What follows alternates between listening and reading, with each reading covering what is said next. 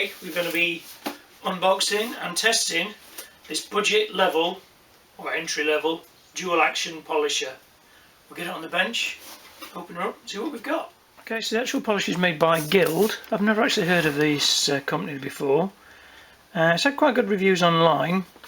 I actually got this from Argos, and I think it was just under £50 including postage, from about £45, and that was with a little bit of discount on there as well. I think they've got a bit of a sale on. As you can see there, it's got some quite good features. It's got random orbit, which is expected from a dual action, variable speed, auxiliary handle, and it's you can use it for grinding, polishing, waxing and glazing, etc.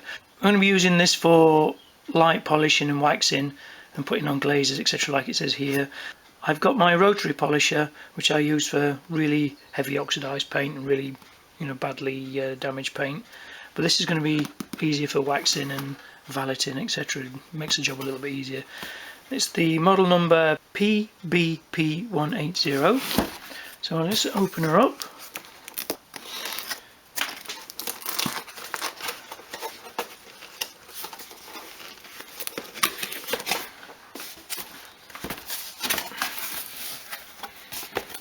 Right, well, it's got one of the bigger pads on there by the look of it.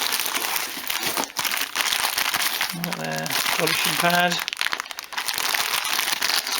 Let's see what sort of grade it is. Yellow, so it's probably a medium to coarse. Instructions and a spanner.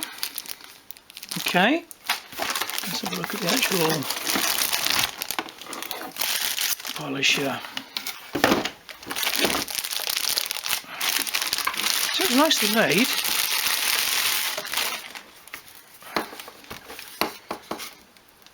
And if that's the same size as my other pad, so I might have to change that over. Handle seems quite nice. Nice grip to it. Yeah, it's got some serious weight. It seems quite well made. The handle seems nice and solid. You can adjust it there with an Allen key pull if you want it further back, or even remove it if you wanted to. I'd probably keep that on there because I like to have some sort of grip. I'm going to see if my 3M polishing pad will actually fit on this. I don't think it will. I think it's a smaller thread. As you're on and off there, it's quite robust, got some serious weight to it. The adjustment is at the back here, which I prefer the adjustment probably here, like on my rotary polisher, so you can adjust as you go. You can put a little bit more speed on, but this one's at the back here. It goes from 1 to 6, so I'm going to be interested to see what sort of speed that goes to. The length of the cord doesn't look massively long, so that's probably going to be a bit of a downfall for it, I think. But extension leads to a penny, so we shall see. But I'm thinking with, say, a decent extension lead and some decent pads. Ignore the shooting in the background, they're murdering animals again. If you can hear that. And probably a pad upgrade on this. I think it might be a decent polisher. So what we'll do, we'll get it in the garage now, like I say, test it with some waxes and some polishers. Oh, that's good, look at that. That's secure, isn't it? Okay, so we may have to do a little bit of plug adjustment. So that's not very safe really, is it? You buy something and the plug is coming apart. So we'll tighten that up before we plug it in, and we'll test it on the Nissan. Okay, so here we are in the garage. You can see we're on the back end of the Nissan. I've tried my 3M pad, which is on my rotary polisher, and it will not fit on this, so I may either cut this down to make this smaller. Actually, let me just try one of my normal pads, see if that fits.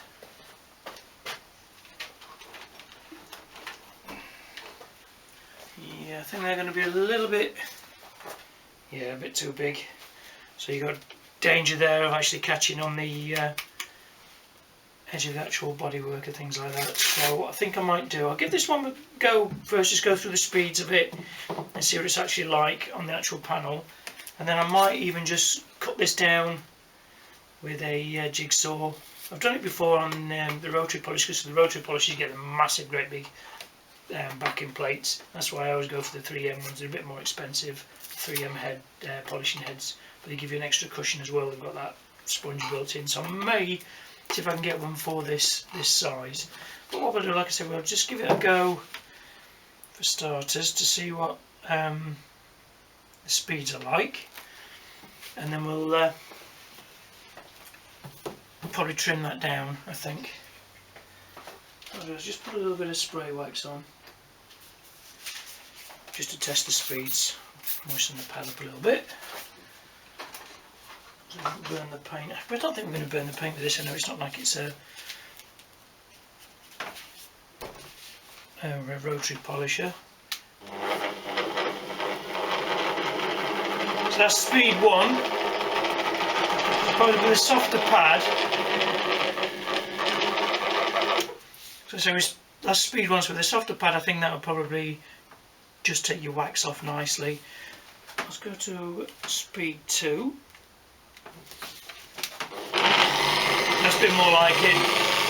That's probably what we're on for nice buffing and polishing.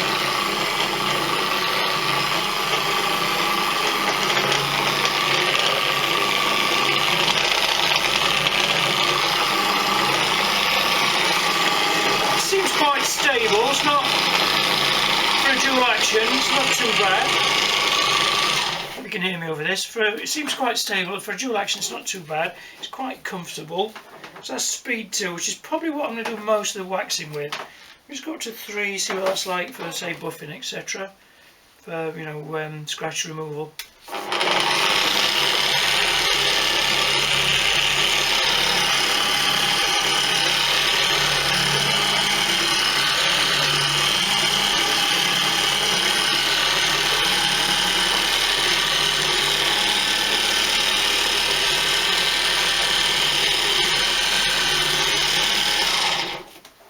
Quite easy to control, I think. A little more forgiving than a rotary. I do like my rotary polishes, especially when you're flattening and polishing. You need to get a bit of heat into the paint just to remove any flattening marks, etc. That's, and the car's shiny anyway, but that's, can't really tell. I'll just whip my glove up. Yeah, it feels quite nice. As like I say, the paint's pretty clean anyway.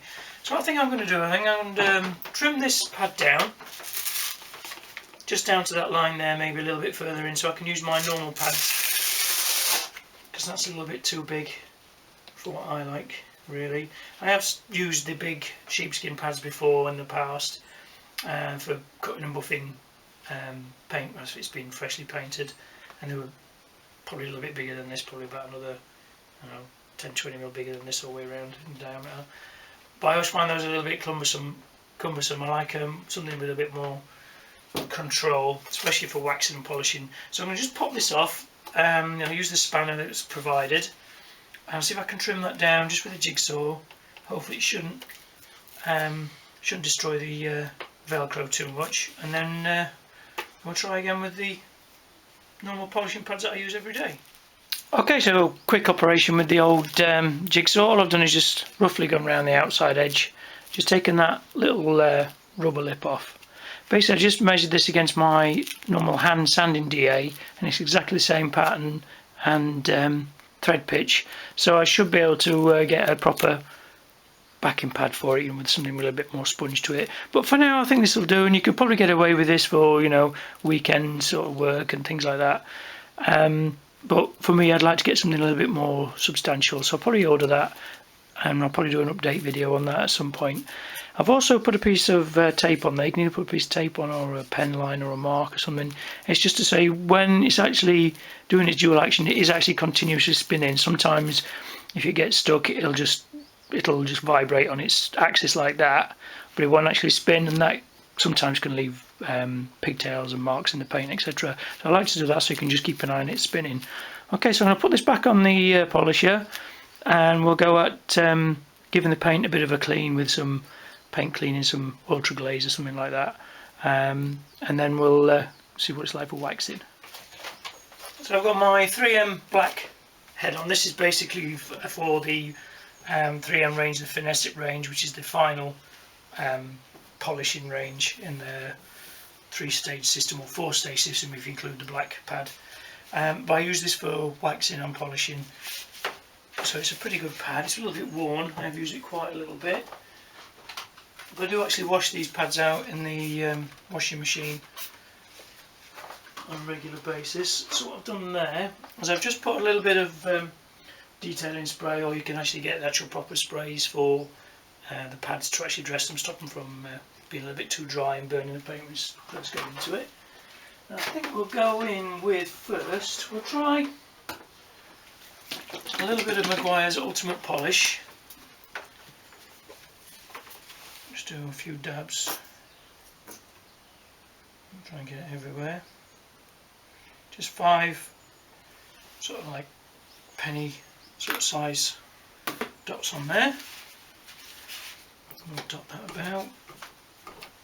Something like that. We'll just concentrate on this sort of half of the boot lid for starters. I always like to put my cable over my shoulder as well, so you're not actually banging the paintwork. We're going to start on 2, because I think 1's going to be a little bit too slow for this, and we'll see how it goes.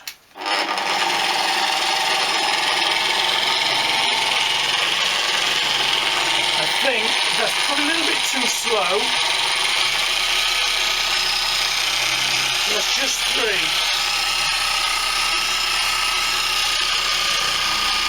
Put a little bit of pressure on if you like, just to make it bite a little bit more. But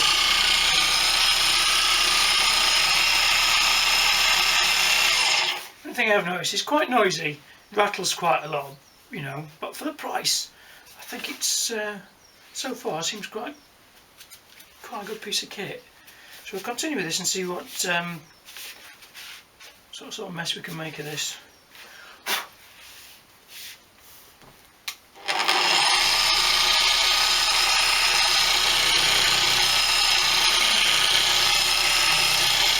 Increase the speed a little bit more. It's about 3.5. So the noise goes up. What we polish. Doing a cross hatching like we normally do.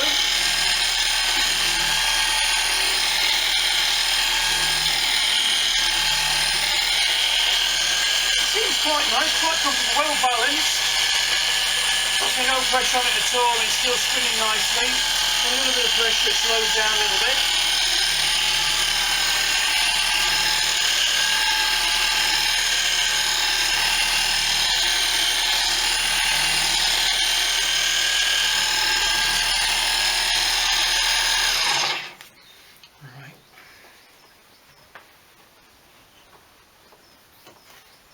It's pretty scratch free, this paint, really, because it does get mollycoddled, but I will probably try it on the Silica once we get a warmer day, just because I've got a few body scratches in that paint, just to see if I can remove them. Yeah, that seems to be there's no scratching, no pigtails, can't see, there's a little scratch there, so I'll see if I can get that out. It's like a very light scratch. I don't know if you can probably see that on camera. Just a light scratch through there. I'll see if I can get that out, and then I may even go to a corset head actually. Let's get a yellow head, I think. So this is the yellow head, which is the second stage of the 3M system. The first stage is the main cutting stage, which you use from when you flatten and polish, flattered the car after paint, remove orange peel, etc. And this is the second stage, this head. But I'm going to still continue with the actual Maguire's Ultimate Polish, just to see if I can get that little slight scratch out and see what it's like with this polish head.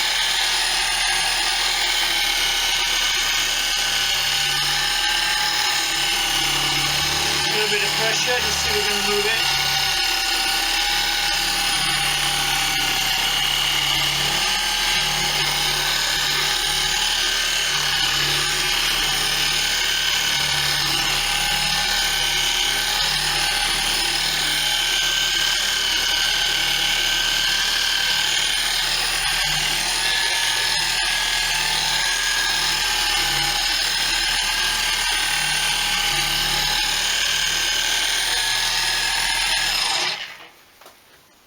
noisy, but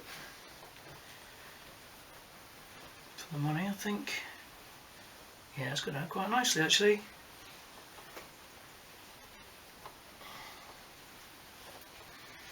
Right, so I think for the money it's not a bad little polisher. Would you be able to use it every day as a professional? Probably not. It may burn out, I don't know, but it has got a 2-year guarantee. So I don't know what provisos on the guarantee. Probably not professional use, but I don't see why not, to be honest. Seems right, just noisy. It's really noisy. I think the higher end models are probably a lot quieter, but the bearings seem a little bit. But like I say, I will get a better pad as well, something with a bit more cushion to it. Okay, what I'm going to do is I think I'll just take that pad off and I'll just try another one, and then we'll try a little bit of glaze. Try the Auto Finesse Ultra Glaze. We'll try it with machine glazing, and then we'll hand wax, and then we'll buff it off with a hand wax just to see what sort of finish it does. I'm going to use, with the glaze, I'm going to use this pad. This is just like an Amazon pad. It's a medium grade pad, so it's not a 3M one, so they're quite cheap, so you can get these cheap on Amazon. I think 15 quid for a massive set. So just try a little bit of glaze.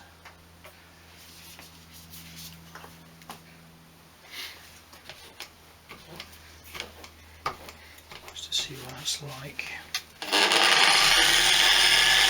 We'll turn the speed up just ever so slightly. Just make sure it's still spinning.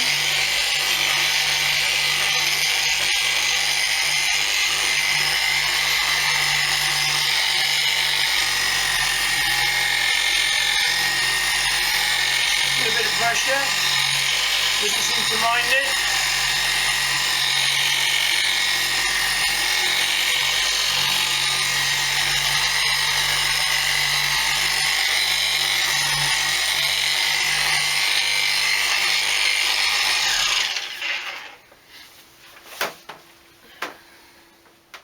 Still not scratchy, still a little bit. I'll see if I can get that out. Not bad. Bad at all. Okay. Let's try a hand wax. What wax should we use? Let's use... See, it's my show car. Let's go all out. And we'll use some essence with the pad. It's clean. Just a tiny little bit of this. Dirt. Okay, we'll leave this. Don't need a massive amount of this polish. Very good.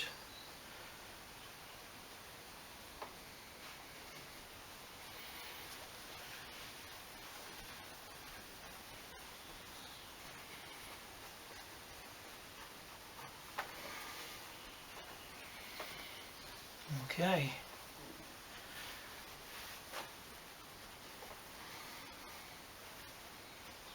Okay, getting carried away. Okay, we'll put that away.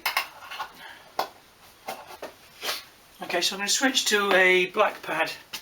Let that cure for about, I don't know, 5 minutes or so. It's pretty cold today, so maybe leave it 10. We'll make a cup of tea. And then we'll give it a buff off with the nice soft black pad. Centralise it, and then we'll buff it off, see what it looks like. Cheers, folks. Nice. Right, so it's been about 10-15 minutes. It's quite cool today, so I left it a little bit longer. The wax is set up quite nicely. So what we'll do, we'll give the I'll lower it right down to 1 again, just to see what it's like on the lowest setting. We'll go over and just remove the actual wax, and then we'll see what we're left with. So 1, it's pretty pointless.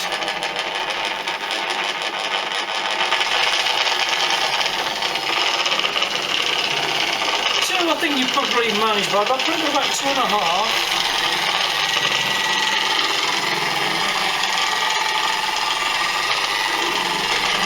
Remove the actual polish, or wax I should say, not polish.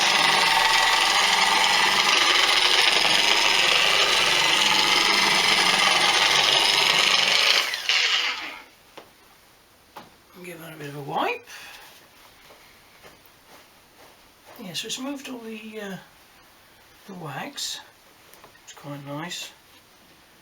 Nice and smooth. No pigtails.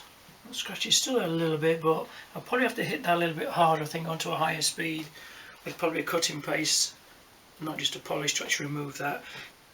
I think 90% of the actual polishes used is going to be actual products and polishing heads are using, which is going to make the difference. Right, so let's go over the old pros and cons of this. Again, the lead's pretty short. You've probably got, I don't know, 2 meters of lead. The plug wasn't on properly. The actual speed selector is in an awkward place. I like to have the speed selector here, just on your thumb, so you can work and you can just adjust it as you work instead of moving your hand back to here, so then you've got more control over it. The pad is too big. It's probably not cushioned enough, but for a thicker pad like this, thicker polishing head like this, it's ideal. But having cut that down, I think, you know, it sort of helps. But like I said, I'm going to look for a smaller polishing head for that. Actual backing plate, I should say, not polishing head. It's nicely made. It's pretty sturdy. It's got some good weight to it. The speeds are quite nice. One's probably a little bit too slow, but I was on 2 there, just removing the wax. So 2, 3 is probably going to be an ideal range. Like I say, it goes right up to 6, which is almost grinder speed. It's loud, it's quite noisy. I think if you've got a higher end model, it would be a little bit quieter. Probably, you know, the actual plastics and the actual materials are probably higher quality. Yeah, it's plastic, but it's pretty sturdy. It comes with a 2-year warranty or guarantee. I don't know what the provisos are on that, but it seems pretty good. It's a nice green colour, matches my cloth. All in, I think it's not a bad little machine. Would you be able to use it every single day, all day? Probably not. It might, you know, wear the bearings out and the bushes out a little bit quick. Please let me know in the comments below what you think. Whether you'd buy one, whether you give it a go. But think for everyday use, well, I should say everyday hobby use, waxing and polishing, some light scratch removal, I think it's going to be ideal. For what I want it for actual waxing vehicles, just take a bit of a back break out of it, I think it's going to be actually perfect. Because if I want to do any real heavy duty polishing, I'll use my rotary. I may invest in the future in a higher end DA polisher, especially for some of the older cars I'm getting in. You know, I don't want to burn through on edges with paint with a rotary, so I think something like that would be a lot more advisable. But yeah, not bad for the money. So like I said, let me know what you think in the comments below. If you've liked this video, make sure you subscribe, because there's going to be a lot more product testing and polishing and waxing tips coming in the future. So don't forget to like, comment and subscribe. Stay tuned for more content, and I'll see you on the next one.